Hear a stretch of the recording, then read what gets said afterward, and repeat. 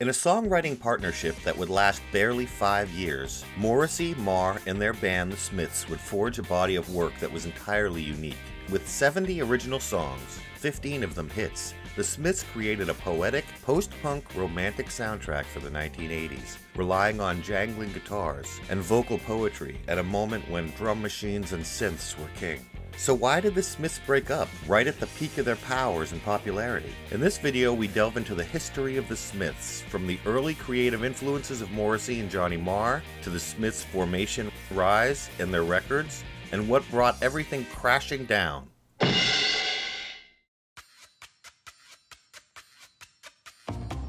Irish immigrants Peter and Betty Morrissey were married in Manchester on March 16, 1957. The couple had a daughter, Jacqueline, and their second child, a son they named Stephen Patrick Morrissey, arrived on May 22, 1959.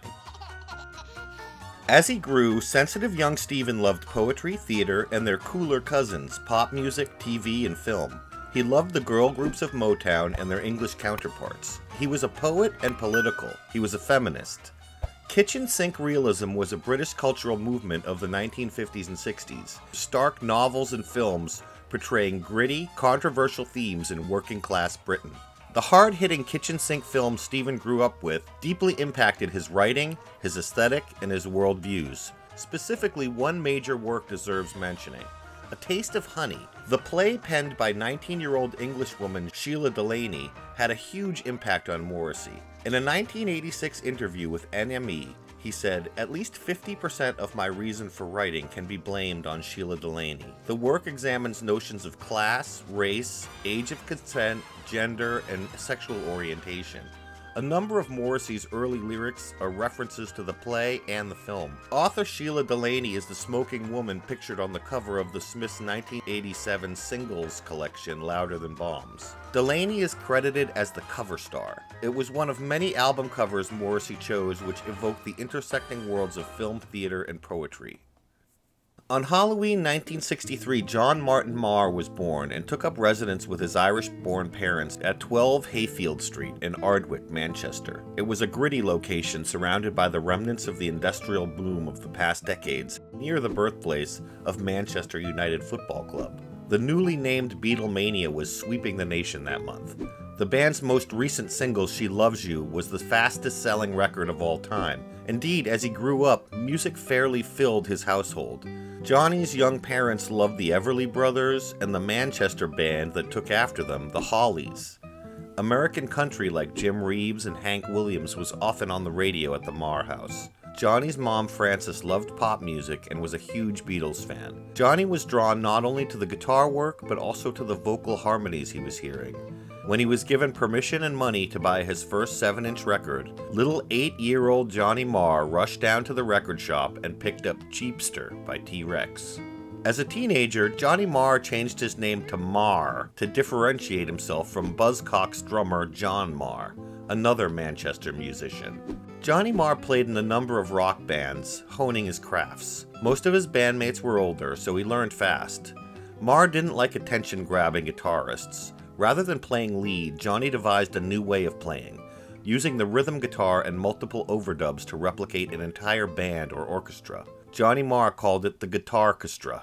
Both Morrissey and Marr went to Catholic schools and wore uniforms. Both were of Irish descent and were mocked and bullied for it. And both lived and breathed Manchester.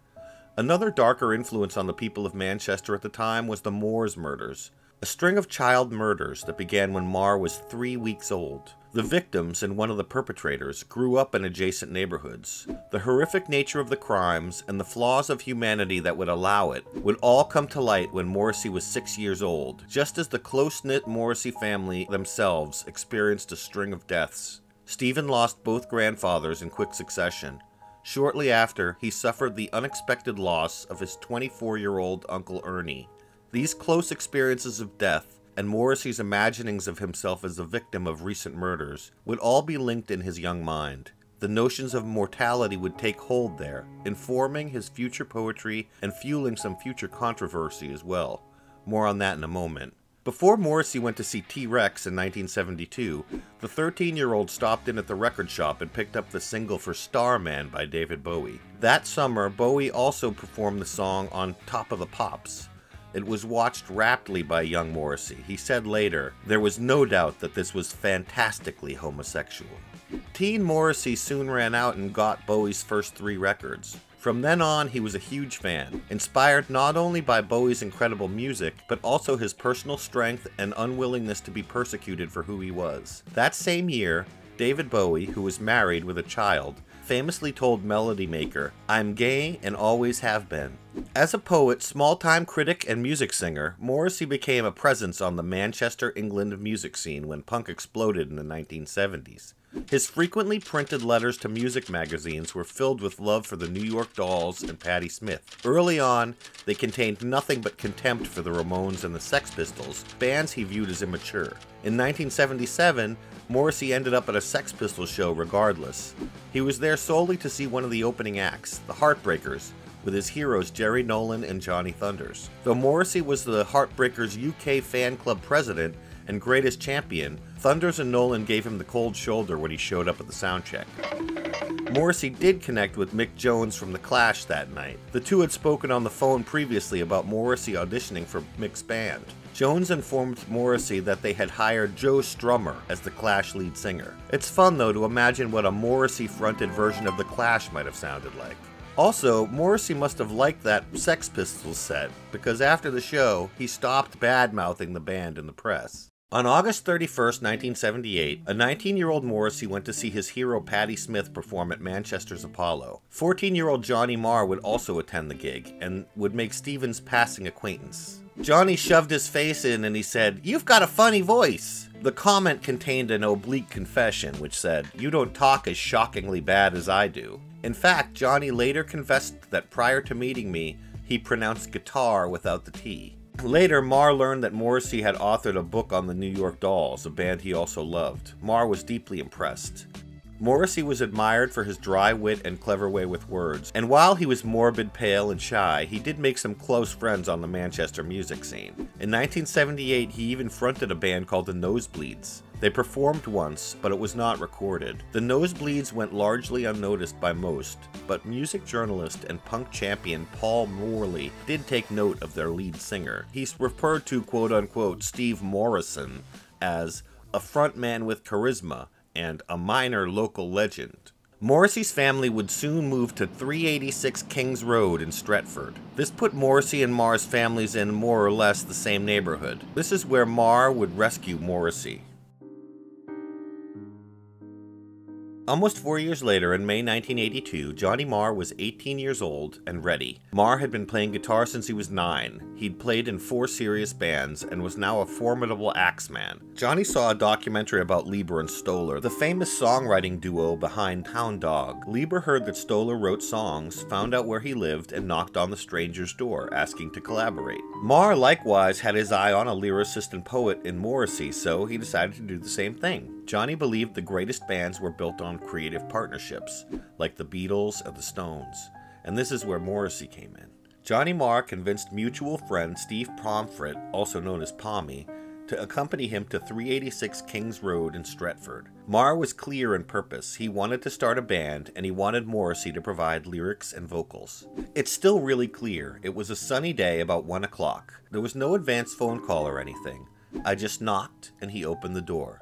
As soon as the door opened, Pommy took 2 very firm steps back, which is one of the things that got me to talk so fast. It was just plain exuberance. Stephen invited them in.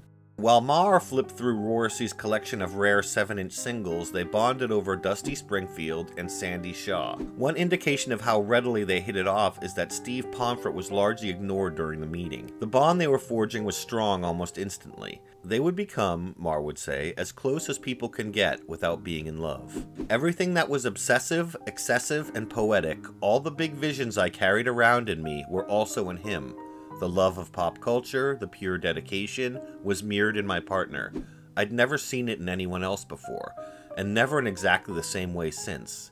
And the desperation. He was looking for someone like me, and I was looking for someone like him. And we liked each other straight away. We really liked each other.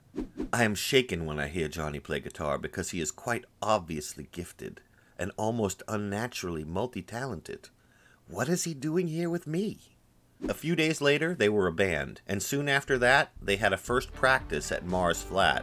After one false start with a lackluster track called Don't Blow Your Own Horn, they started work on The Hand That Rocks the Cradle, and then Suffer Little Children. It's remarkable how quickly they created these two well-known and seemingly fully mature tracks, the first two bricks in the band's consistently high-quality catalog. They recorded Cradle on Marr's TAC 3-track cassette recorder. As the band was taking shape, Johnny would sometimes visit Stephen at Mrs. Morrissey's house. Johnny was leaving at the end of one such visit when Morrissey presented him with a white note card. It had 3 names written on it in blue ink: the Smith family, the Smiths, and the Walking Wounded. Morrissey looked at Marr for a reaction. Johnny, to be honest, didn't really like any of them, but the Smiths was the least objectionable of the 3 options, so he pointed at that. "The Smiths it is then," Morrissey said with a smile and a nod. Johnny left, pondering, and over a short time he had accepted the name as the perfect one. Simple, and like a family, it just fit. About the same time, the lanky lead singer decided to go by only his surname, Morrissey. Johhny Marr called him Moz, or Mozzer. In 1983, Morrissey went a step further, declaring he hated the name Stephen, and using it in his presence was forbidden. The band started out with Pommy on bass. After a few rehearsals, it was clear that Pomfret, although a good friend, wasn't going to cut it on bass guitar. The Smiths basically needed a rhythm section. Bassist Dale Hibbert and drummer Simon Wallenscroft knew Johnny Marr from recording with his experimental funk project called Freak Party. Although Si was reluctant, making fun of the band's new name, they agreed to help the Smiths record their first demo of Suffer Little Children and The Hand That Rocks the Cradle at Decibel Studios in Manchester. Morrissey then brought the demo to Tony Wilson at Factory Records. Tony Wilson at Factory Records declined. At that point, Cy Wallenscroft left the Smiths due to the distinct lack of funk. Morrissey and Johnny liked him, and they even did a photo shoot with him, but he wasn't into the band and he didn't like the demo and he didn't think they'd ever make any money. So they parted amicably with Cy, and Morrissey and Marr began auditioning new drummers. Johnny was looking for a serious drummer. They had a first gig coming up at the Ritz, and they needed someone they could really rely on. Morrissey and Marr were already planning the set list: Suffer Little Children, The Hand That Rocks the Cradle, and a new song called Handsome Devil, and then a cover Johnny thought would get them some attention. Morrissey, spinning around with a bunch of flowers singing I Want a Boy for My Birthday by the Cookies, was sure to send a message that Johnny was amused and excited about. After a series of meetings with drummers that seemed just too casual, Marr's friend Pete Hunt told him about Mike Joyce, the former drummer for the Hoax. Pete seriously told Marr that Mike was serious, exactly what Johnny needed to hear. They planned to meet at a Manchester goth club called Legend that night. Mike Joyce showed up, smiling, confident, with what Marr called a spiky punk look. Not quite Johnny's vibe, but Mike pulled it off, and before long they were laughing and joking like old pals. Johnny gave him a demo tape and asked if he might be interested in playing drums with the Smiths. Mike was already in a band called Victim, he said, but he was kind of vague about it. A few days later, Mike Joyce had listened to the tape. He didn't really like it that much, but he hesitantly agreed to play drums with the band and see if it worked. Things were a little awkward until Johnny started playing The Hand That Rocks the Cradle. Mike picked it up very quickly, but it became quickly evident something was off. Marr realized that Dale's bass playing was just not really cutting it. Johhny Marr wrote, "On the way out, Mike turned to me and asked if I thought he'd done all right. Yeah, I assured him, it went well. Oh good, he replied, because I took some mushrooms earlier and I can't tell." Mike got the gig.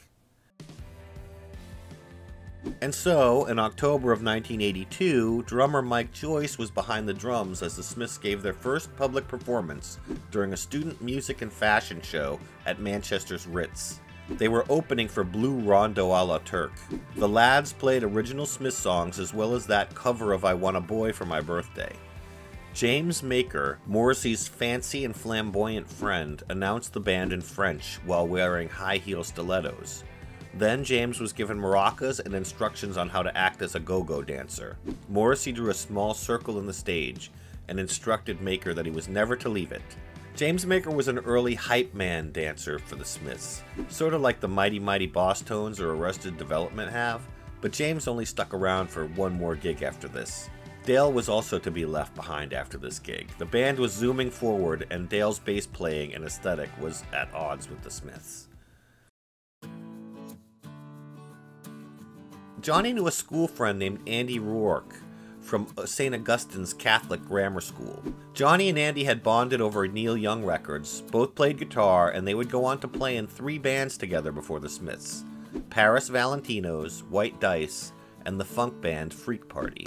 We were in a band called the White Dice for a bit and did some recording. After a while I realized I didn't want to be in a funk band, so I pulled back from that. The Smiths did a gig with another bass player called Dale, who wasn't great, so they got me in for the next session. That was the first time I met Mike, but it all clicked.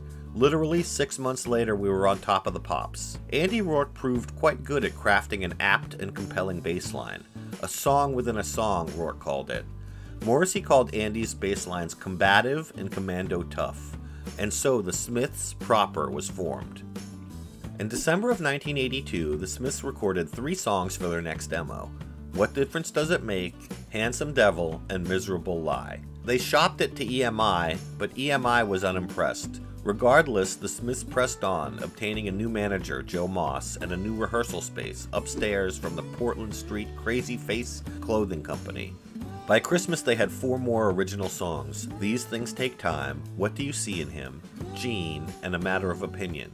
The band was pulling together as a unit. The sound registered on these rehearsal nights above Crazy Face Jean's shop left me with no doubt whatsoever that the Smiths worked on many levels, and let the battle commence. Johnny was absent-mindedly strumming an acoustic guitar at home when he realized he'd stumbled on something. Unable to find his tape recorder, and terrified he was going to forget the riff, he asked girlfriend Angie to drive him to Morrissey's house. While they drove, he played it over and over again, trying not to forget the guitar riff. Angie suggested he play it more like Iggy Pop. Johnny was like, "What are you talking about?" But then he adjusted the riff a bit, and it sounded even better. Within minutes he was on Morrissey's front steps, playing what would become the instrumental for Hand in Glove. Morrissey ran to get a tape recorder. It would be a major moment for the band, helping to define the Smiths' sound and get them the attention they needed to reach listeners. Marr and Andy Rourke visited London to deliver a demo of Hand in Glove to Jeff Travers of independent label Rough Trade Records. After being snuck up on and ambushed, Travis finally agreed to press Hand in Glove as a single on Rough Trade. Finally! For the cover art, Morrissey demanded a specific male nude shot by photographer Jim French. The single sold well enough, but the band and the label was never quite satisfied with the result. Multiple revisions were to follow before it would reappear on the first Smiths album. This would become a recurring theme for the band. There are often multiple recorded versions or remixes of Smiths songs. A producer from John Peel's show on BBC Radio 1 heard the Hand in Glove single. He invited the Smiths to come to London and record some songs for Peel's show. This was a major breakthrough opportunity that got their music in front of a large audience overnight. John Peel said, "You couldn't immediately tell what records they'd been listening to. That's fairly unusual, very rare indeed. It was that aspect of the Smiths that I found the most impressive." After the first Peel session, more favorable magazine interviews ensued, and a record deal with Rough Trade was struck. It's worth noting here that Morrissey and Marr didn't discuss with Mike or Andy how the earnings were going to be divided. This would come back to haunt them later. Troy Tate from post-punk psychedelic band The Teardrop Explodes was initially hired by Rough Trade to produce the first Smiths album. These Troy Tate recordings are generally called the Troy Tate Sessions, Troy Tate Outtakes, or Troy Tate Demos. A couple songs from those demos have been officially released, and many more have been leaked as bootlegs. A website detailing all the Tate tapes is in the description. Rough Trade was unsatisfied with the Troy Tate takes, so the Smiths re-recorded the record with producer John Porter at the helm. The self-titled album The Smiths, as produced by John Porter, dropped in February of 1984. The cover art was a still from Andy Warhol's film Flesh, with a shirtless Joe D'Alessandro, American actor and gay idol. The self-titled debut reached an impressive number 2 on the UK album charts. But the band drew some criticism. The Hand That Rocks the Cradle was criticized as a glorification of child abuse. The band strongly denied it was so. Suffer Little Children was a heartbreakingly sad piece about the child victims of the Moors murders, which had impacted their community so deeply. It caused some controversy due to the sensitive nature of the subject. When the grandfather of a victim heard the song on a pub jukebox, he initially accused the Smiths of profiting from the tragedy. He eventually met personally with Morrissey and came to accept the song as a sincere tribute. In time, Morrissey also forged a friendship with the mother of one of the other victims who was mentioned by name in the song. This wouldn't be the first time or the last time Morrissey offended someone in his career, but it's notable how well and sensitively he handled it in this case. On the heels of this success, 2 non-album singles followed, Heaven Knows I'm Miserable Now with B-sides Suffered Little Children, and William It Was Really Nothing, backed with the pulsing, sublime Marr production, How Soon Is Now. These singles, along with Hand in Glove and some Peel sessions, were released as the compilation Hatful of Hollow in November. It was perfect timing for Christmas 1984. Hatful of Hollow reached 7 on the UK charts and stayed there for 42 weeks. It's no surprise Q magazine named it number 44 in its list of 100 greatest British albums ever. After touring the UK and Europe in support of their first record, the band was ready to settle down in Manchester and start working on songs for their second proper album. They elected to record in Liverpool on the outskirts of Merseyside. The band chose Johhny Marr and Morrissey to co-produce the record, with Marr largely running the recording sessions and structuring the musical elements. The band was now a well-oiled machine, with no conflict around how the songs were taking shape. The album shows a boldness and confidence, both politically and musically. Andy's bass playing was finding moments of true inspiration on this record, with tracks like Rusholme Ruffians and the Headmaster Ritual, presaging the Manchester movement. Mike Joyce was exceptional on the drums, and Morrissey's voice was supple and confident. Toward the end of the sessions, Morrissey asked Marr what he thought of calling the record Meat is Murder. Marr liked the idea. This led to the writing of the title track, with Johhny Marr drawing on horror movie inspirations for the instrumentation. At this time, Morrissey forbade the rest of the band from being photographed eating meat. Marr would later write, "Vegetarianism was by no means an odd concept to me. Angie was a vegetarian. When I first met Morrissey and discovered he was a vegetarian, I never had a second thought about it. I'd been brought up eating it, but the moment my band had a song called Meat is Murder, I stopped and never ate meat again." The album cover uses a 1967 photo of an American Marine, Corporal Michael Wynn, in Vietnam. The original image was used for Emile D'Antonio's 1968 Oscar-nominated documentary In the Year of the Pig. Originally, the wording on the helmet read, "Make war, not love." For the album cover, it was changed to "Meat is Murder." Corporal Wynn stated in 2019 that he was never asked for permission for the use of the photo, and that he wasn't real happy that the photo was altered for the Meat is Murder album cover.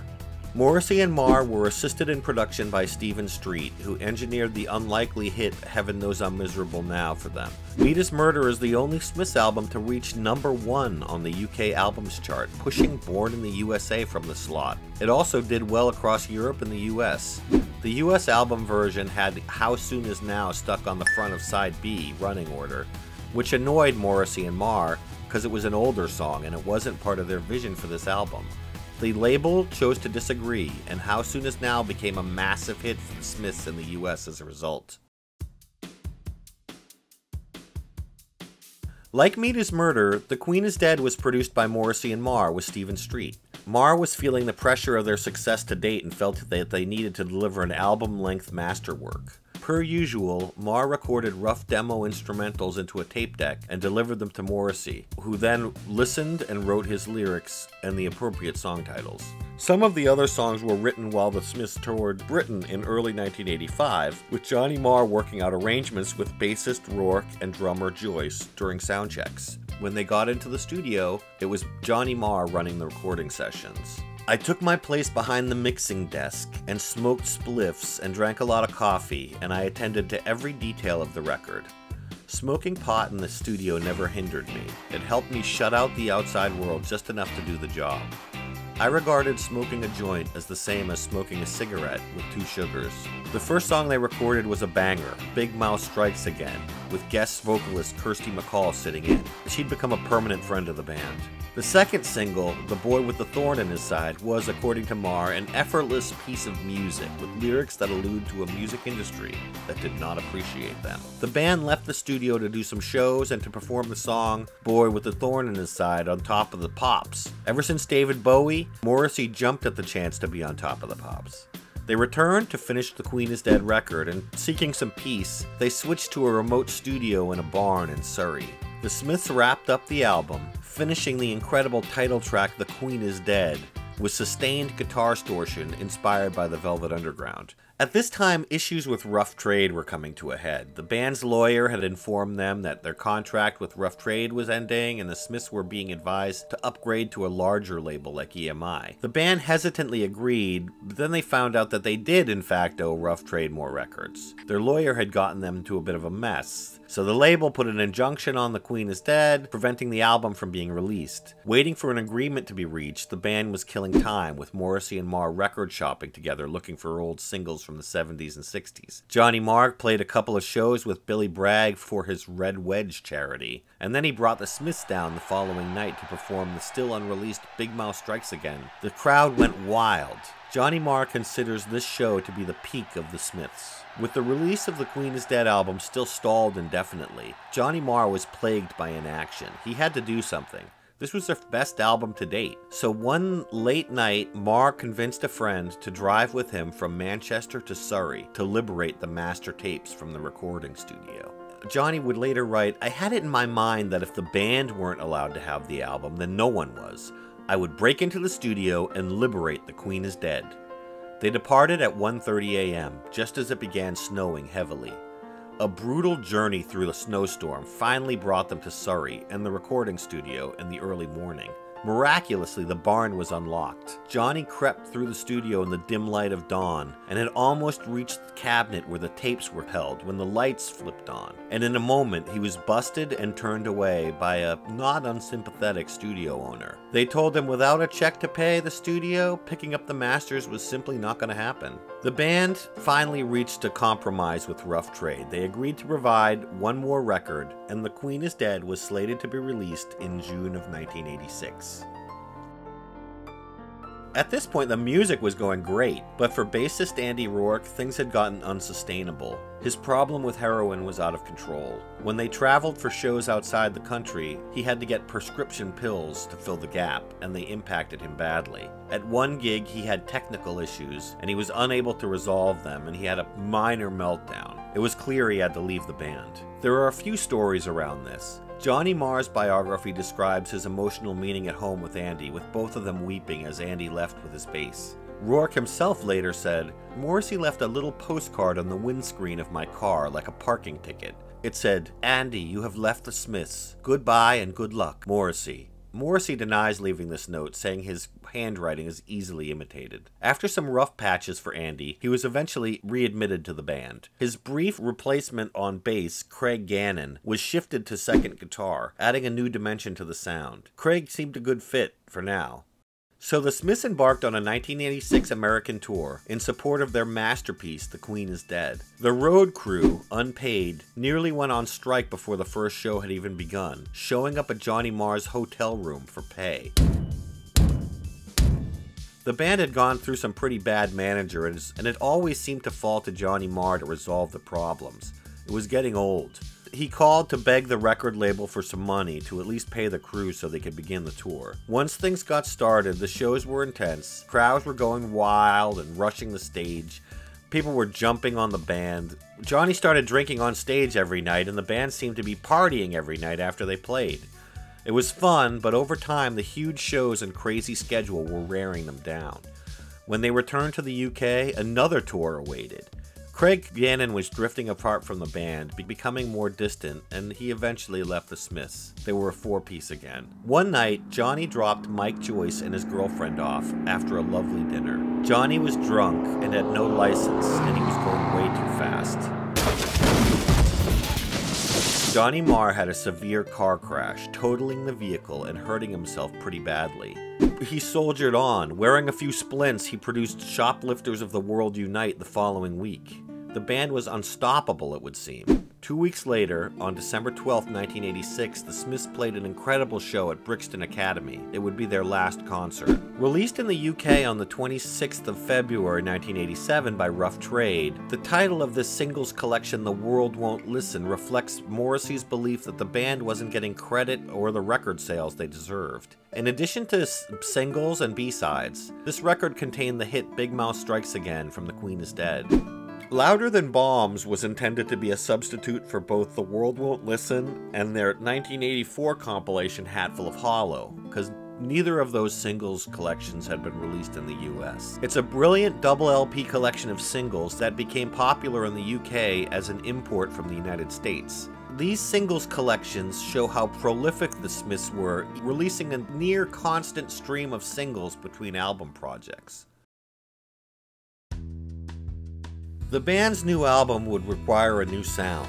Johhny Marr was experimenting with synths, and he also was listening to the Beatles' White Album for inspiration. Marr resolved to leave more space open on this record, and to leave some things unresolved. The car crash had left Marr with a sense of clarity and purpose. Morrissey introduced him to Ken Friedman, who would turn out to be their new manager. Johnny was relieved to finally have someone competent taking care of the nuts and bolts of the Smiths' business. They traveled to Bath to record in a studio called the Wool Hall. The band was very productive and working together well, churning out carefree hits like Unhappy Birthday and Girlfriend in a Coma. Last Night I Dreamt Somebody Loved Me was a true high point, but at a certain point during the sessions, Marr sensed something had shifted. He found himself constantly having to defend their new manager, Ken Friedman. The band didn't trust him, and it was them against Johnny. They saw Ken as wresting control. Johnny was happy to finally have someone taking care of their business competently. As they finished Strangeways, they were proud of the work. It was another solid record in the bag for the Smiths.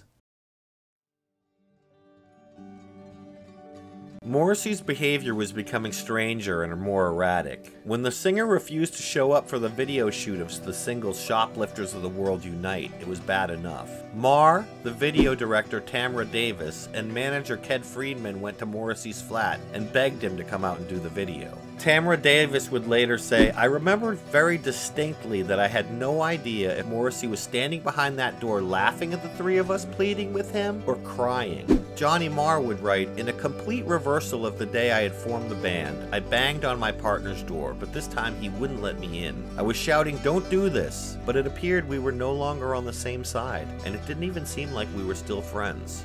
A few days later, the band met at a fish and chip shop in Kensington. Tension was thick in the air. Johhny Marr felt sure the band was at an end, but he didn't want to face it. Marr was about to go on holiday, a long overdue honeymoon with Angie. Drummer Mike Joyce, who appeared to have taken on the role of spokesman for the other three, told Johnny their next single would be a cover of Cilla Black's "Work Is a Four-Letter Word," and said they were going right back into the studio. Johhny Marr was not pleased. He hated the song, and he bristled at being ordered back into the studio right after finishing the Strangeways album, and he was about to go on vacation. But he insists he didn't walk out. He feels he was being tested. Johhny Marr resentfully returned to the studio to dutifully record and even write one more song with Morrissey, "I Keep Mine Hidden," their last song together.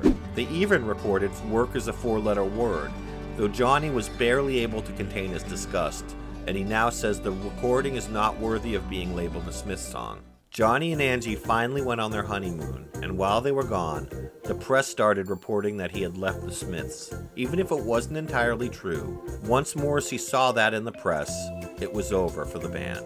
Andy and Mike would go on to provide rhythm for the Morrissey solo songs "Interesting Drug" and "The Last of the International Playboys," but that was really the end of the band. Given the personalities at play, at this point, a reunion is unlikely, if not impossible. Johhny Marr said, "I think it's run its course. I don't feel unfriendly in any way towards Morrissey. There's just no need for it." If you dug this video, please click like and subscribe, man, and check out this one about Robert Smith when he was in Susie and the Banshees. It was pretty cool.